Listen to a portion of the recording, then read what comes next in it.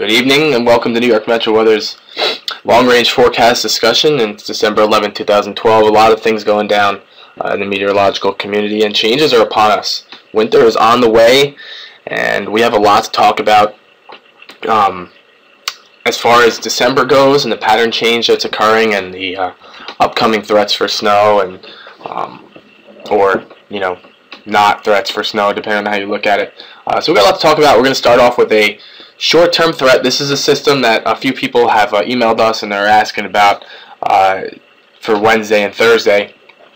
To be quite honest with you, it is not a threat, although it might look a little bit threatening if you were to look at the 500 millibar map. But I'll tell you what's more important than this shortwave, because this is a disturbance here. What's more important is this up here, these tightly packed gradient, a fast-moving flow. This is a very progressive pattern, and this shortwave also diving down into the western United States. This fast flow here in the mid-level is going to take this shortwave and kick it east, and it's not going to be a threat. You can see the low pressure system here very weak, and the surface reflection weak as well. This system is going to kick out to sea without bringing much, maybe a scattered shower somewhere along the coast of New Jersey. There's not much surface cold air anyway, despite cold air aloft here.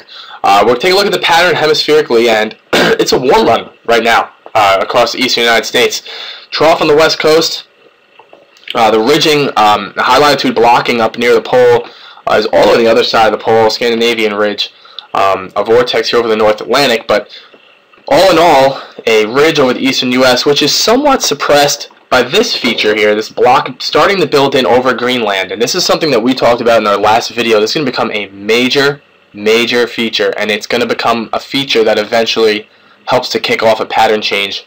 You can see what it's doing already by 60 hours here on the GFS is splitting the vortex. There was a polar vortex center here about a week or two ago. Here's one side of it now, north of Alaska into Russia, and here's another one now over the North Atlantic. So things are changing very rapidly. You want to just take a look at the pattern and how much it's changing here. We're going to go fast forward to 168 hours. Whoa. Those are some major changes to the weather pattern. Here's 60 hours one more time, and here's 168 hours. Things are changing. There's a trough in the east. This block from Scandinavia has split, and now there are high height anomalies over Greenland and the Davis Strait. There is a west-based negative North Atlantic oscillation building in, and the vortex, the polar vortex, is now centered north of Alaska, extending down into the west coast of the United States, with cold air being dumped from the polar vortex into the western United States and periodically down into the central and eastern U.S. By 180 hours, more cold air is in. There is a trough building in relation to a storm system, which we will talk about at length. And the block over the Davis Strait in western Greenland is still in place. This is a textbook west-based NAO block.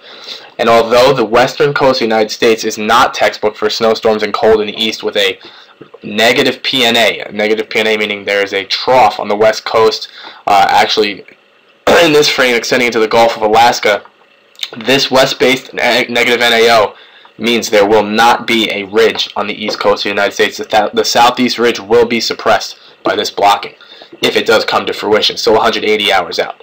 Let's jump back to 108 hours, and this is our second, you can call it first. I would call it the first one because this Wednesday storm means nothing as it goes out to sea. This will be the first storm. We'll call it the first one for the sake of discussion here. As a shortwave ejects from the southwest U.S. to the east. This is at 108 hours, and notice we just talked about this block building in. 108 hours is before this blocking is built in. So look at the southeast ridge here, still over the southeast United States, built up. So when this shortwave ejects, it's forced off to the north and east, and the surface low here goes up through Missouri and into the Great Lakes. So if you're looking for snow in the northeast, you're going to need to be in New England, because south of that you can see the warm air, 850 temperatures already, 2, 4, 6, 8 degrees Celsius over the mid-Atlantic. That's not going to support snow at all, despite what seems to be an improving upper level height field north of New England. As the blocking begins to develop, and there's a high pressure here, but it's a very weak one, and you can see it's not transporting the cold air down here to the northeast United States. So this storm system is going to move to the northeast. It might eventually, as you can see this area of confluence up here, might eventually get forced underneath through New England, but as far as our area, I would be very surprised if it brought any snow to our area. This is the storm for the weekend. Also notice the relative humidity fields are lacking. There's a little bit of a dry punch here. So the precipitation is not expected to be very high with this system. Now we're going to move forward to 168 hours. Oh my. Now we have some major pattern changes going on here, and the forecast models are indicating the potential for a storm system. There is a piece of what was a pseudo 50-50 low that has retrograded now underneath the blocking, which is building in north of this image. You can't really see it. But more importantly, we have a vigorous shortwave that came in out of Pacific at 108 hours. Here it is. We'll go back. Here it is over the northwestern United States. This feature sails southwest and then east. And here it is now over the southeast United States. Plenty of cold air available with this piece of the 50-50 low to the north and the blocking building in. You can see down here on the bottom right, negative 10,850 temperatures over New England. And on the surface map, here's your surface low transferring to the coast. Now on this map, this model run specifically, here's what happens. There's a little bit of interaction between these two features. You can see the loop will go back and forth here. A little bit of interaction, and what do you have? A coastal low here off the coast. It just misses, it scrapes. But this is a dangerous setup. This is a setup that could produce snow if the GFS has the right idea here, especially over the mid-Atlantic and into the northeast. Part of the reason is because of the progressive nature of the pattern, as well as the backing flow over southeast Canada, because you get this piece of this 50-50 low to retrograde back to the west, and you're timing it with this shortwave coming in over the central U.S., moving to the east. There is some room for amplification here, but not a whole ton of it that's going to bring this storm inland. I don't think that that's a possibility here, especially with, we looked at, this panel we're looking at here is 180 hours. Let's look at the 180-hour height anomaly chart. And you can see here's this, the storm itself is kicking off this trough below normal height anomaly map.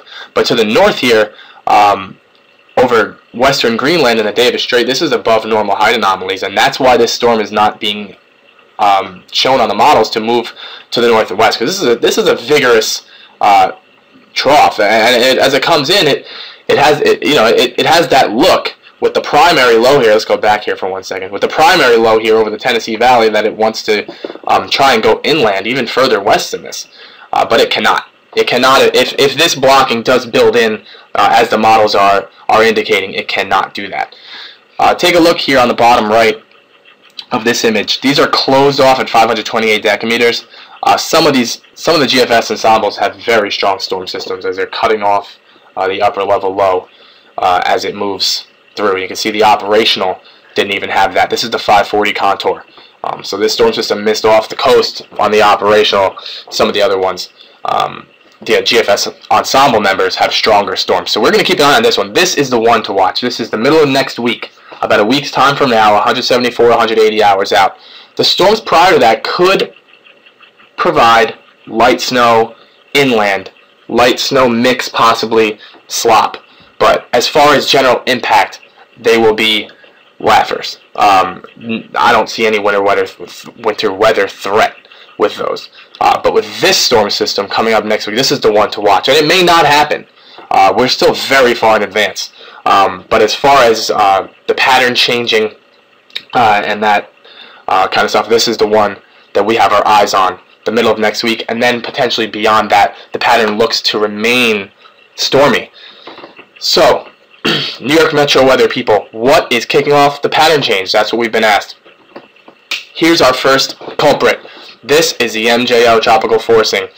The GFS operational forecast days 1 to 5. Here's your MJO wave progressing eastward days 6 to 10 and 11 to 15. And as you look at the MJO forecast, you can see it coming out of the circle of irrelevancy here and into phase 1. We're in the middle of December now, so the phase 1 composites for December are very useful. And as this MJO comes out of phase 1, we can pull up the 500 millibar geopotential height composite anomaly for phase 1 MJO. And here you go. You have a block over west central Canada. You have a trough over the eastern United States of 500 millibars. And when you look at this, you can see this block here is retrograding to the west with time, and it's starting to fit into the MJO composite. It's not going to be exact. But this MJO composite is a colder one for the eastern United States. And as we roll forward here, you can see the cold anomalies stay over the eastern United States in the long range. This is around Christmas week. And this block over central Canada still holding strong.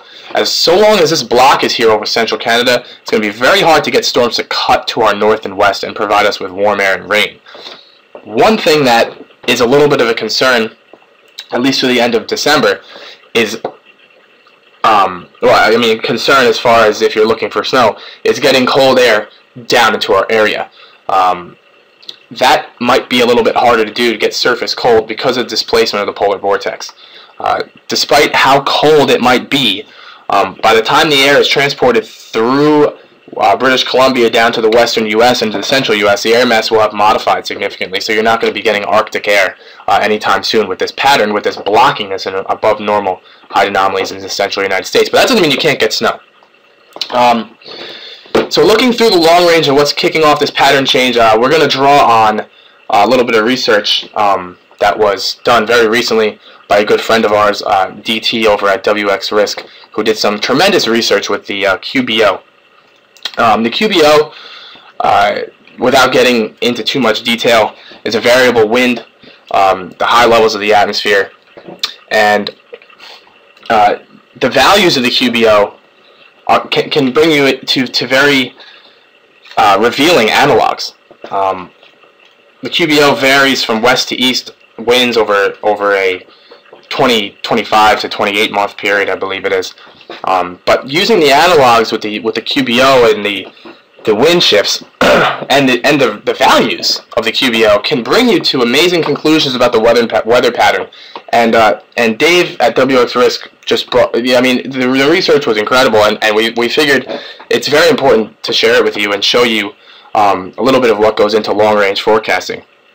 Here's the QBO values for 2012, and we're going to look mainly here starting in June. Negative 25, negative 27, negative 27, negative 26.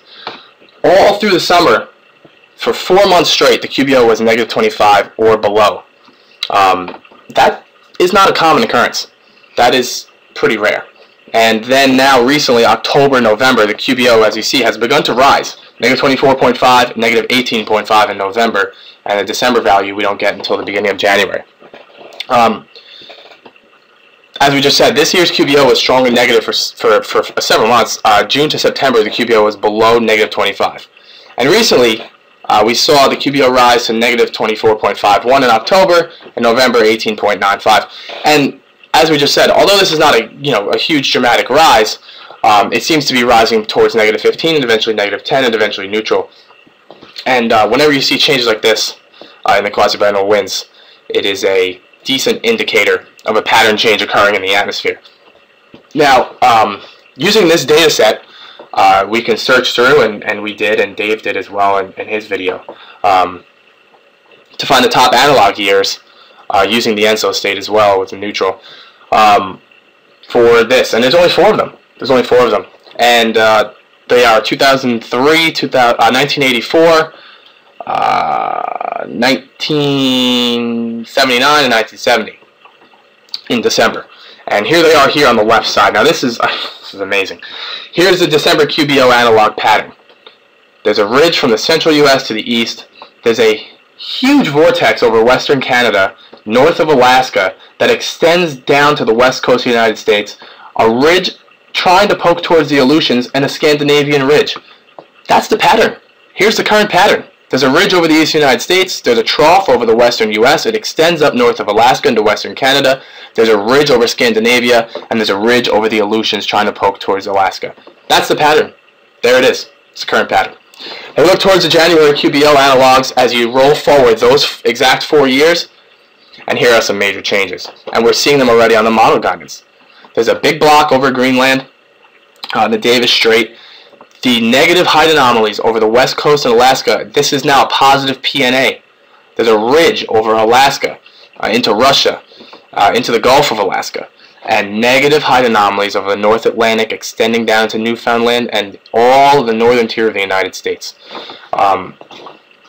This type of change, and these analogs are incredibly revealing, especially when you look at what we just looked at in the pattern. Here's the current pattern, here's the forecast pattern, and it fits perfectly in with what the analogs show for the QBO. We can look at it one more time here. The composite temperature anomalies for those QBO analog years, 2003, 1984, 1970, 1979. The ridge centered over the central U.S., the above normal temperature anomalies are centered there as well, extending to the East Coast. Now, let's take a look at the monthly temperature departures for December so far. Whoa. I mean, it doesn't get any better than that. We are running right along climatology as far as QBO analogs. It's not that complicated, folks. Let's roll this forward into January, and we saw the pattern, and we can take a look at the temperatures. Are things going to change? It's hard to argue against it right now. A ridge over the southwest United States, below normal temperatures basically across the entire northern tier, and especially the northeast in New England. And when you look at the pattern on the GFS ensembles already, and it might be a little bit early, look where the below normal height anomalies are at 500 millibars, and you can see the ridge over the southwest United States. This is the data, folks. This is the data. So winter looks to be arriving by late December. To wrap things up here, no one in the office really believes the first two storm threats are anything to worry about. This includes the one on Wednesday and the one coming up this weekend. This weekend storm definitely looks to provide precipitation, but it doesn't look likely that it will bring any impacts to the area as far as winter weather impacts. The storm to watch is definitely next week, and we'll be keeping an eye on it. And then beyond that, there's increasing likelihood that the pattern looks to flip to one that is favorable for colder temperatures, not well below normal, but colder than they are now, which is above normal, and the potential for snow. This is not set in stone. Things can change, but this is the data we're looking at now, and we're just sending it to you. We'd like to thank Dave over at WX Risk for the wonderful research he did with the QBO. We're happy to pass it along to you. And we are looking forward to talking to you guys over the next couple of weeks as winter kicks off here, and we'll see how the pattern progresses. So stay tuned for more information on Facebook and Twitter, and we'll certainly be in touch with you guys. Have a great Tuesday night.